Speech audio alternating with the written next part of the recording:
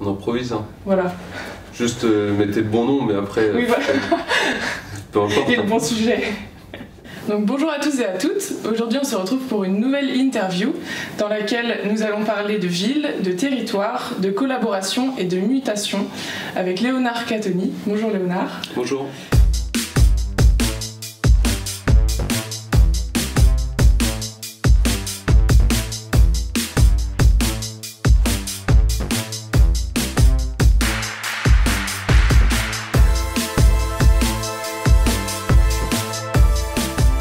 Donc Léonard, vous êtes ingénieur paysagiste et urbaniste, diplômé en paysagisme de l'ENSP Blois en 2011, puis d'un DSA d'architecture urbaniste à l'école d'architecture de la ville et des territoires de Marne-la-Vallée en 2013, avec félicitations du jury. Un parcours qui vous permet d'acquérir des connaissances et des compétences sur l'aménagement et la transformation des territoires, leurs enjeux, les jeux d'acteurs, les mécanismes de décision, aux différentes échelles territoriales.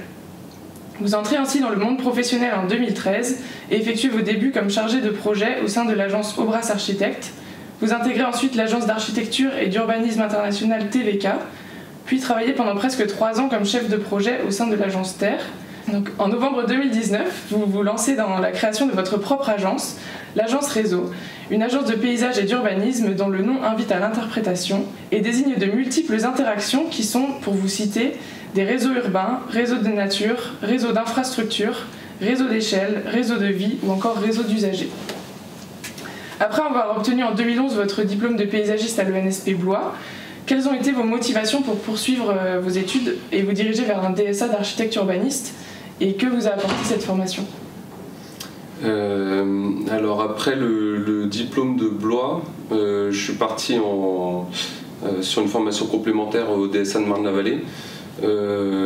Qui était assez spécifique et assez opérationnel sur l'urbanisme opérationnel, contrairement à d'autres formations d'urbanisme comme par exemple la Mur qui va être beaucoup plus axée sur le montage opérationnel et puis la maîtrise d'ouvrage. Moi j'étais quand même assez, voilà, dans mon profil j'étais plutôt axé opérationnel, dessin, proportion, dimensionnement, etc. Et puis le diplôme de paysage que j'ai fait sur la plaine Montjean dans le sud de Paris m'a questionné à la fois sur les questions de paysage, donc de grands territoires agricoles, sur les questions de la raréfaction des ressources agraires, des ressources de sol sains, surtout dans les métropoles. Donc là on était vraiment dans le cadre d'une métropole de Paris à 7 km au sud avec des terres encore saines et cultivables qui du coup reçoivent une certaine pression foncière et donc du coup cet enjeu en fait de savoir comment préserver sans patrimonialiser des terres, sans les figer dans un temps qui est notre époque, m'a pas mal interrogé et du coup je me suis dit que pour préciser un peu les intentions urbaines que j'avais évoquées dans mon diplôme, ce serait bien de savoir un peu plus de quoi je parle et du coup d'approfondir un peu la question en prolongeant au DSA de Marne-la-Vallée. Vous nous offrez d'ailleurs la transition parfaite parce que j'allais vous demander, pour de nombreux étudiants, il est un peu difficile de faire la distinction entre le métier d'urbaniste et celui de paysagiste, car ce sont tous les deux des métiers qui s'intéressent à des échelles un peu différentes de celles de l'architecture. Pourriez-vous nous éclairer sur ce sujet et de plus, quelle est leur place parmi l'ensemble des acteurs qui interviennent dans l'aménagement du territoire ? C'est difficile en fait, le métier de paysagiste a toujours un peu de mal à être considéré dans le milieu professionnel. Il a longtemps été galvaudé à un métier de plantation, en fait, de travail sur les résidus d'un espace qui va être construit en 3D. Donc qui va être bâti, et donc du coup le travail de cet espace disponible, comment est-ce qu'on l'occupe. Donc la question de l'occupation, ça a été, je pense, la première étape dans le métier des paysagistes. Ça a été une première étape à franchir. Ensuite, je pense qu'il y a eu, voilà, après-guerre, il y a eu une volonté de l'État de créer cette formation, en fait, cette vision d'aménagement de l'espace disponible. Donc le paysagiste, lui, il s'intéresse à tout ce qui n'est pas construit, à tout ce qui est ouvert et entre les bâtiments, qui va s'intéresser aussi à la question agricole, mais toujours sous une forme d'influence un peu urbaine. Et le métier de paysagiste, en gros, lui, il va se définir à mi-chemin entre l'architecte et l'urbaniste. Au final, je pense que les paysagistes sont des urbanistes et doivent être des urbanistes parce qu'ils vont toujours travailler la question de l'espace disponible en lien avec une certaine vision et une approche aussi de l'architecture et du fonctionnement urbain. Donc dans le fonctionnement urbain, moi j'y mets les déplacements, les infrastructures,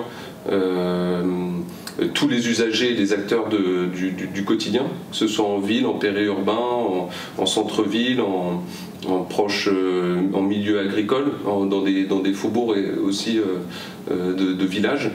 Donc on s'attarde vraiment à tous ces sujets-là. Et pour moi, l'urbanisme englobe en fait le paysage, quoi. Je pense que c'est une discipline qui est un peu mixte, quoi. Paysagiste et urbaniste, c'est un peu le même travail, quoi.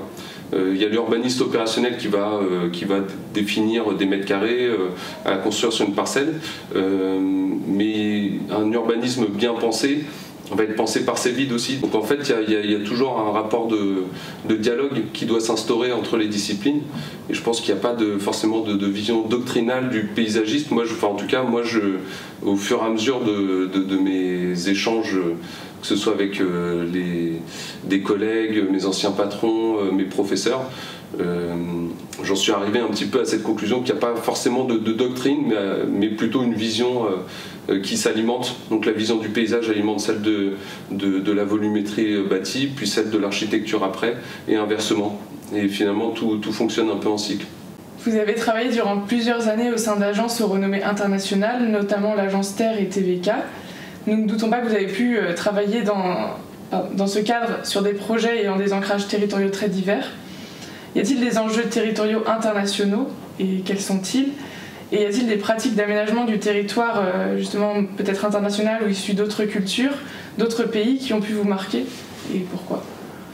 Alors moi je vais parler en non-connaisseur mais en spectateur des projets internationaux de terre, surtout en Chine, qui montrent en fait qu'il y a toujours un ancrage qui doit se faire sur le local, en fait, sur l'endroit où on pratique le projet. Sur la question du paysage, quand Terre aborde un projet en Chine, ils vont devoir comprendre le territoire, donc la grande région, la vallée, la culture qui va être très différente. En fait, il y a des variations culturelles extrêmement fortes et très différentes d'une région à l'autre. Et puis les codes, les signes en fait qui parlent aux habitants et aux pratiquants. Donc il y a tout un tas de codes que je maîtrise pas, hein, mais par exemple il y a des signes comme le 8 par exemple dans le paysage, quand il apparaît, il a une signification. Donc en fait le dessin ne peut pas être gratuit, quoi. Le dessin doit être réfléchi sur les temporalités aussi des floraisons, et je crois qu'il y a quelque chose aussi qui doit se travailler dans le temps. Donc il y a une approche en tout cas chez Agence Terre qui est très ancrée dans un langage vernaculaire, quoi. En fait il n'y a pas de recette qui s'applique. Chaque projet doit développer des outils et ces outils se fabriquent dans des dialogues qui s'instaurent entre des équipes chinoises, des équipes françaises chez Terre, des bureaux d'études, des philosophes aussi qui interviennent dans la réflexion globale et qui aboutit à la fin du coup à une proposition qui est complètement argumentée. En fait, la proposition des projets de Terre, par exemple sur des projets chinois, c'est comme un récit, c'est comme un livre qu'on va réciter, un tableau qu'on va commenter et qui va être support d'un imaginaire qui fera naître après un parc et des usagers, mais qui à la base doit être le support d'un récit. Et ouais, je pense qu'il y a cette approche territoriale dans l'aménagement du territoire. Et après, l'approche territoriale par exemple de l'agence TVK que j'ai pu voir, alors je sais qu'ils ont fait une réhabilitation à Bruxelles, qui est une réhabilitation, mais qui est plus ancrée dans une époque, le postmodernisme ou le modernisme, et voilà, comment est-ce qu'on retravaille une écriture contemporaine sur une structure bien datée, en gardant les qualités de cette structure, mais en apportant aussi une nouvelle écriture sur ces bâtiments. Donc je pense qu'en architecture, la démarche doit être la même, mais la méthodologie est peut-être pas exactement similaire. Oui, c'est parce que comme vous avez, l'agence Terre, on sait qu'ils sont déployés dans plusieurs pays même. C'est une agence, mais il y a des projets vraiment dans plein de territoires différents. Ouais. Et nous, c'était une petite question qu'on se posait sur est-ce qu'il y a des systématismes un petit peu, des approches qui soient peut-être propres à l'agence et qui... Ou au contraire, est-ce que c'est vraiment très ancré systématiquement dans un territoire ? Il y a les deux en fait. Il y a les deux parce que l'agence Terre c'est aussi une écriture quoi. Ils ont aussi leur manière de dessiner les choses. Ils ont une ligne quoi. Quand ils dessinent les choses, ils ont vraiment une ligne graphique, esthétique, même dans la réalisation et les détails. Ils sont très portés sur plein de petits détails qui font qu'en fait un aménagement de l'agence Terre, même s'il est en Chine, on peut se dire ah oui ça c'est l'agence Terre. Ils ont même été dessiner leur mobilier aussi. Ils ont une ligne de mobilier qui sont dessinés, qu'ils n'appliquent pas forcément partout. Hein. Ils l'utilisent quand c'est nécessaire. Mais ouais, donc en fait il y a ce côté, ils s'ancrent dans leur territoire parce qu'ils vont travailler avec des Chinois qui vont connaître les habitudes, les choses à faire ou à ne pas faire, et ils vont travailler aussi avec leur méthodologie d'appréhension d'un territoire. Et donc du coup c'est un mix des deux quoi. C'est vrai que les projets chinois ils sont un peu spécifiques. Les projets plus occidentaux comme par exemple la place à Los Angeles, Barcelone, vont plus travailler des notions qui nous parlent. Voilà, gestion des contraintes, des nuisances. Climatiseur urbain, le paysage comme un climatiseur urbain, le sol comme un horizon. Enfin voilà, c'est des notions qu'on a plus l'habitude d'aborder dans nos projets du quotidien, quoi. Mais c'est une méthodologie qui est propre à l'agence Terre, quoi.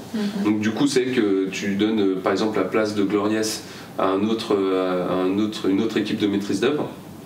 Le résultat ne peut pas être le même quoi.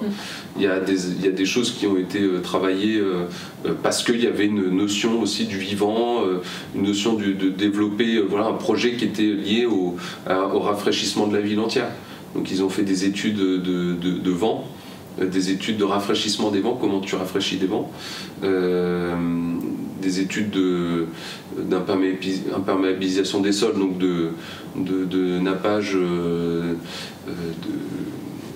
thermique en fait de la place, une fois qu'on a installé avant et une fois qu'on a installé la végétation, et puis d'usage quoi. Et ça c'est des choses qui sont propres à l'agence Terre quoi. Travailler les limites en invisible, etc. Ça c'est des choses que en fait, d'autres n'auraient pas travaillé comme ça quoi. Donc je pense qu'ils ont leur écriture à chaque fois dans un territoire qui pose des problématiques et qui savent qui savent aborder et répondre quoi. Ouais, non, je pense qu'il y a les deux, quoi. Il y a toujours les deux. Chez TVK, on était plus sur un travail analytique, très précis, très poussé, mais sur l'analyse de l'existant, et puis après sur la définition de certaines règles. Donc on était plus sur la définition de règles, d'une méthode, d'une grille, voilà, de développer en fait une méthode d'approche qui du coup répondait à une notion du vide et du plein, parce que voilà, ils ont aussi leur vision du paysage quoi, et leur manière de l'aborder quoi. Et c'est des méthodologies très différentes quoi. Et ce qui donne du coup des projets très différents quoi. Je pense que pareil, la place de la République, on la donne à l'agence Terre. Je pense que c'est pas du tout pareil quoi. TVK, je trouve qu'ils y ont répondu de manière sobre et élégante, mais Vraiment, moi enfin bon, comme beaucoup de gens, mais je suis fan quoi. Je me dis, il y a 2 pentes, des emmarchements et c'est tout quoi, sur une place qui était un fourbi pas possible quoi. Avec des petites fontaines, avec des canisettes pour chiens. Et en même temps, c'était un microcosme qui vivait vachement bien. Je trouve qu'il y avait quelque chose qui était de l'ordre vraiment du microcosme, quoi. Il y avait d'un côté de la place, on ne retrouvait pas la même bande que de l'autre. Où il y avait l'urinoir, et ben, c'était pas les mêmes squatteurs autour où il y avait la petite statue et la fontaine. Les promeneurs empruntaient des parcours qui étaient bien définis, qui n'étaient pas les parcours des sportifs enfin c'était vraiment un microcosme incroyable. Et finalement la place, en étant disponible à tous les usagers, se définit par elle-même en fait quoi. Aujourd'hui les skateurs sont dans un endroit, les parents sont dans un autre, les petits vieux sont ailleurs, enfin voilà, et au final on arrive à retrouver en fait ce microcosme sur un espace qui est ultra lisible et apporter de la lisibilité. Honnêtement, moi c'est là où je trouve que avoir travaillé tout en 2 pentes comme une sorte de travelling comme ça quand on passe en voiture ou à pied ou en bus, je trouve ça superbe quoi. C'est rassurant, ça dégage aussi, c'est une place. On n'est pas sur des dimensions de square ni de parc. On est trop grand pour le square, on est trop petit pour le parc. Un parc avec une telle intensité d'usage, il en reste rien à la fin quoi. On peut le voir, par exemple la fête de l'Humanité qui reçoit un événement annuel au parc de la Courneuve. À la fin de la fête de l'Humanité, on refait tous les gazons. Est-ce que c'est durable cette vision-là? Enfin, moi je sais pas, moi honnêtement je me positionne plutôt quand on dit oui mais ça manque un peu d'espace vert. La commande c'était pas celle-ci quoi. La commande c'est de faire une place accessible, lisible, sécurisante, mettre en valeur aussi cette statue qui trône au milieu, enfin voilà, qui est quand même un symbole de République. Je sais pas, je trouve que la chose a été plutôt traitée intelligemment quoi. Non, ça a été traité intelligemment et puis en plus elle est mutable. Je trouve qu'elle est mutable. Là, on a pu planter l'arbre après les attentats de 2015. On a pu planter l'arbre des victimes qui a trouvé sa place à un point. Voilà, rien n'est figé au final quoi. Donc je trouve ça pas mal moi comme système. Dans l'ensemble de votre parcours professionnel, vous avez collaboré avec différentes disciplines. D'ailleurs, vous en citiez quelques-unes pour l'agence Terre notamment. Comment se met en place la concertation des différents métiers de l'aménagement des territoires et quels peuvent être les enjeux et les conséquences sur les processus de conception? Ça c'est difficile d'y répondre parce qu'en fait quand on répond à un projet d'aménagement, il y a une équipe, donc on répond souvent à un appel d'offres qu'on remporte et avec une équipe qui était demandée et constituée. Alors parfois il y a des compétences qui sont rajoutées parce que le sujet, et qui n'étaient pas demandées parce que le sujet nous semble être porteur d'une thématique qu'il faut absolument développer. Et quand c'est le cas, et qu'on remporte un appel d'offres avec une équipe, on articule en fait tout le travail autour d'une vision qui va être portée par ce qu'on appelle le mandataire, quoi. Donc normalement le mandataire donne le cap et ensuite l'équipe essaye d'alimenter la problématique, mais globalement il n'y a pas vraiment de formule, rien n'est cloisonné. Mais dans un groupement d'équipe, il y a un mandataire qui donne ce cap, et puis ensuite les co-traitants qui sont réellement au même niveau normalement que le mandataire en termes de réflexion, et doivent apporter du coup toutes les réflexions qui permettent de développer le projet. Après, dans l'ordre, en général, quand on est sur... alors moi ça c'est ce que je connais le mieux, mais quand on est dans l'aménagement d'espaces publics, le concepteur, donc paysagiste, architecte, urbaniste, va faire une proposition, une esquisse, et va voir avec son bureau d'études la possibilité, la réalité à la fois économique, technique, infrastructurelle, de pouvoir réaliser cette esquisse. Donc globalement, dans l'aménagement de l'espace public, il y a quelque chose qui est quand même un petit peu plus simple dans l'équipe. Après, il y a quelque chose qui est assez complexe, en fait, c'est l'articulation avec tous les acteurs de la construction de la ville. Et donc là, on a les concessionnaires, On a les élus locaux, les élus, les usagers du quotidien, les associations, tous les pratiquants en fait de cet espace public et ceux qui l'utilisent. Par exemple à Lille, quand on travaille autour du viaduc du métro, sur un équipement sportif, on parle au service technique du viaduc, aux pompiers qui doivent la défense incendie de ce viaduc, au département qui doit passer pas très loin un convoi exceptionnel en cas de remplacement de rames ou de tronçon du viaduc. Ensuite, on parle aux associations locales et puis au service des sports de la ville, puis à la ville et aux élus, quelles sont les intentions, quel est le guide de l'élu dans cette volonté de projet. Et donc là, tout ce feuillet de discussion, il se construit au fur et à mesure des acteurs. Généralement, on prend la parole de l'élu et puis on va voir après tous ces acteurs un petit peu un par un pour recueillir les cahiers de contraintes en fait, qui nous permettent de pouvoir dessiner le projet à terme. Aménager des territoires ou réaménager des territoires nécessite de s'inscrire dans un temps long et d'accompagner une évolution d'un territoire. Justement, comment cette notion de temporalité a-t-elle pu se matérialiser dans votre parcours et comment traitez-vous celle-ci dans votre approche et votre conception ? Ça c'est une bonne question parce que effectivement, que ce soit l'architecture ou l'espace public, ça s'inscrit dans un temps long. Et qui, moi, en fait, à un moment donné, après, je sais plus, 4 ou 5 ans d'études, après 4 ans d'études, je me suis posé la question de savoir mais quand est-ce que je vais voir ce que je dessine sortir, parce que ça me paraît trop compliqué.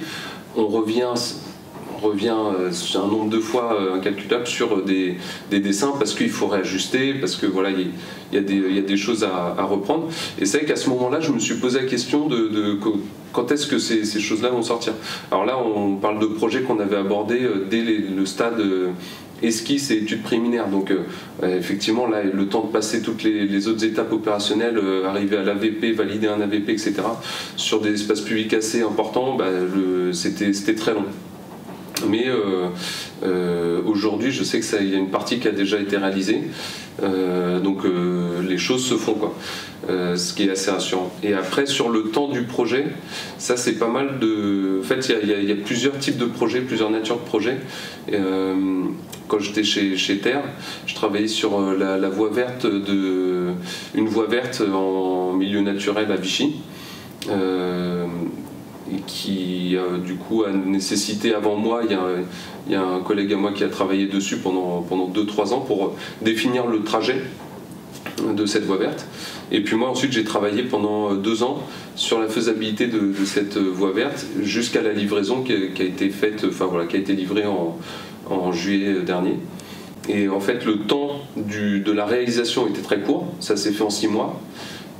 Temps travaux, quoi, si je compte pas le Covid dedans, mais temps travaux ça a été 6 mois, temps d'études, si on cumule l'ensemble, ça a été environ 3 ans et demi.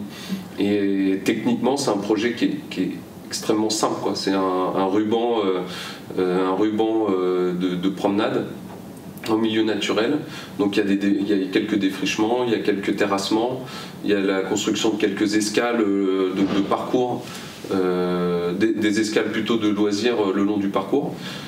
Donc techniquement il n'y avait pas grand chose, il n'y a pas de réseau, on est en milieu fluvial, on est dans l'imageur de l'Allier, mais par contre en termes de concertation ça a été un travail extrêmement long parce qu'il a fallu du coup composer avec les vrais acteurs de ce territoire. On a avancé avec des modes de concertation pendant toute la phase esquisse AVP jusqu'au chantier. Et même au chantier, on a continué à faire de la concertation avec eux.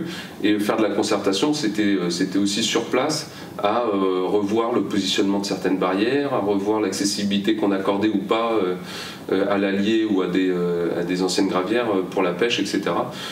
Donc ça a été un temps très long pour un projet techniquement très, très simple.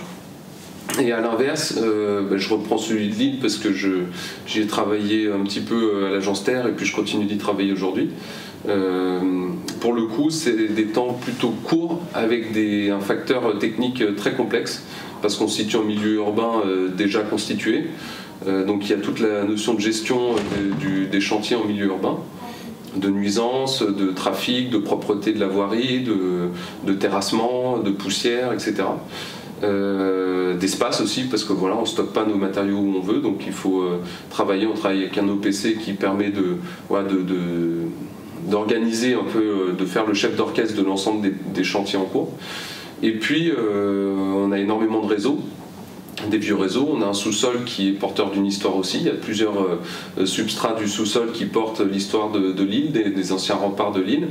Donc on est sur un territoire qui est très compliqué vraiment à travailler. Et pour le coup, on est sur un temps très court parce que les projets sortent très vite. Un projet de bâtiment va être livré en 2 ans, ce qui est assez court quand on sait qu'on part de rien, qu'on voit le sous-sol qui est créé, 2 ans plus tard le bâtiment qui est en place, et nous qui avons livré un cœur d'îlot et puis un trottoir avec un espace public.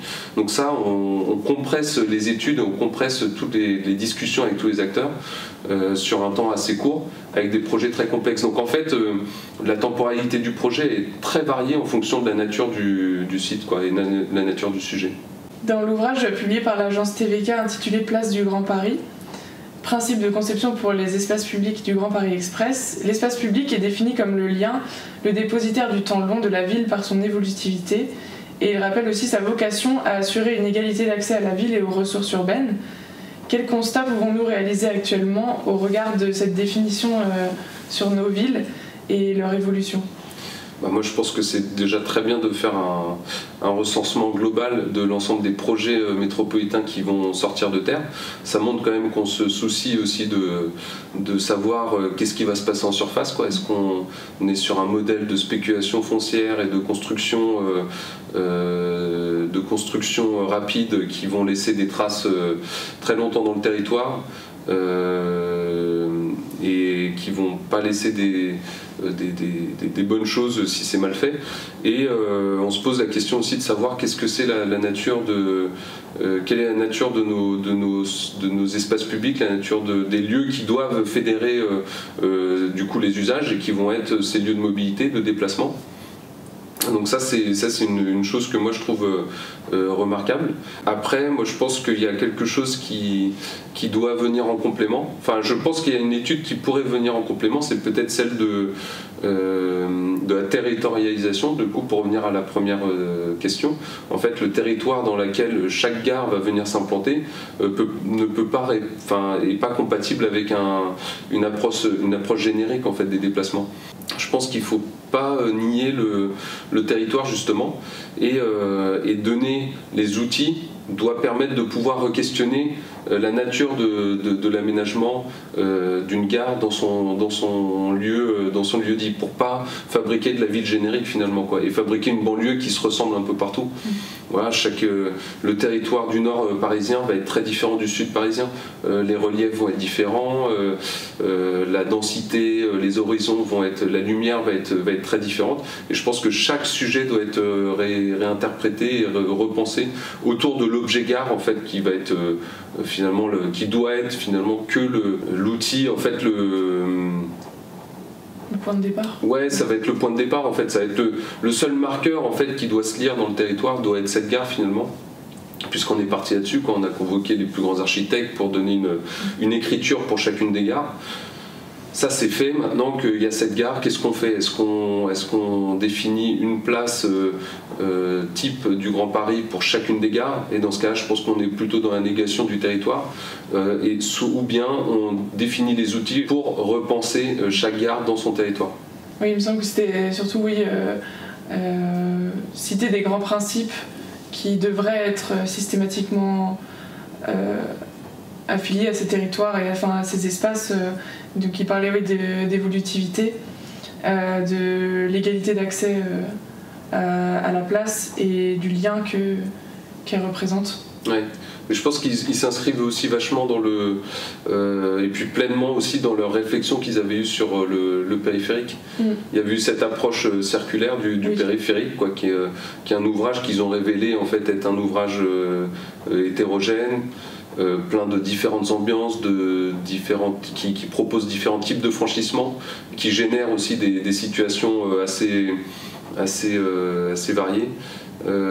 Et au final, ils avaient réussi à sortir une sorte de figure du périphérique avec plusieurs taches de couleurs qui inscrivait dedans une infrastructure ou un ouvrage ou voilà, un élément de la ville en fait qui fait qu'on est dans une nature très différente et que le périphérique c'est une succession de séquences de territoires, de séquences de paysages et de vecteurs de paysages aussi. Et que ça, du coup, on n'est plus forcément, une fois qu'on a compris ça, on n'est plus forcément dans un système périphérique qui enclôt Paris, mais plutôt qui va essayer de retisser un lien entre la banlieue et Paris. Et je pense que les gardes du Grand Paris, dans leur travail, du coup, s'approprient cette notion de territoire et plus à l'échelle géographique. Votre parcours témoigne de votre envie de vous nourrir de différentes disciplines, paysagisme, architecture et urbanisme. Quel serait le modèle d'enseignement idéal, selon vous, pour former à l'aménagement et la gestion des territoires pour l'ensemble des acteurs concernés ? Je crois que j'ai abordé un peu le sujet dans la première question, quoi. C'est que moi je vois vraiment les disciplines un peu groupées, quoi. J'ai vu que Lille avait fusionné en fait dans leur première année un enseignement d'architecture et de paysage. Je trouve ça très intéressant, quoi, parce que il faut qu'on arrive à cultiver une curiosité des autres disciplines et que les sensibilités profondes de chacun nous amènent soit sur de l'architecture, soit sur de l'urbanisme pur, soit sur du paysage, et que finalement l'enseignement puisse permettre d'ouvrir un petit peu toutes ces portes, parce que quand on commence un enseignement, on ne connaît pas forcément la nature même de cet enseignement, et surtout on ne va pas connaître une autre discipline. Donc du coup, c'est après l'expérience professionnelle qui va nous ouvrir à ces autres disciplines. Donc moi, c'était mon cas. Mais je pense que dans la pédagogie, dans le cursus pédagogique, si on arrive à nous stimuler sur la connaissance d'autres disciplines, on crée moins de cloisons après dans la pratique professionnelle. Si vous deviez nous partager un fait marquant au sein de votre parcours, lequel choisiriez-vous ? Je crois que j'ai pas d'étape ou d'élément, un élément clé, je crois pas que j'en ai. Par contre, c'est plutôt une succession de bonnes rencontres. Moi, franchement, j'ai vraiment eu de la chance dans mon parcours, c'était de rencontrer des gens bienveillants et intéressants. Honnêtement, j'ai vraiment eu cette chance d'avoir été à chaque fois dans un cadre de travail qui a été assez porteur. Déjà de stimulation professionnelle et puis de bienveillance et puis d'avancement tous ensemble. Donc c'était moi j'avoue que je retiens pas une chose, mais je retiens plutôt les différents parcours que j'ai eu la chance de croiser. Et la dernière question, mais non des moindres, un conseil en direction des étudiants qui regardent cette vidéo? Ça c'est compliqué, moi je dirais avancer, se sentir bien où on est, avancer en fonction dans les agences, dans les stages, peu importe où ce soit, il faut se sentir utile et à l'aise, et puis voilà, garder l'œil ouvert tout le temps, rester curieux. Merci. Merci. Merci pour cette vidéo.